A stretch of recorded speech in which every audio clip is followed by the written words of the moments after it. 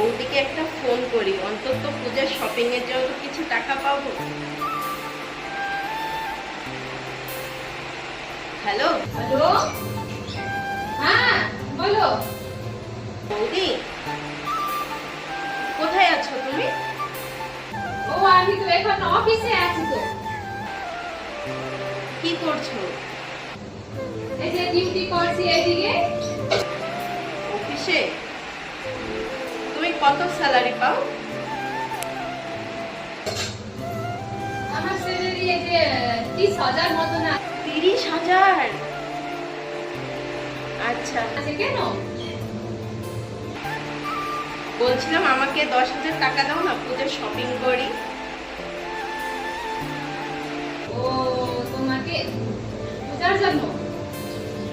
আচ্ছা ঠিক আছে, আমি তোমার নাম্বার পাঠা দাও, আমি তোমাকে ফোন পে করে দেব। হ্যাঁ আচ্ছা আচ্ছা, তাহলে আমি তোমাকে ফোন পে নাম্বারটা পাঠিয়ে দিব। হ্যাঁ, অফিসে কাজ করছি বলছি, অফিসে কোন অফিসে কাজ করবো? আমি কিছু পড়াশোনা করি নাই, কি অফিসে কাজ করে?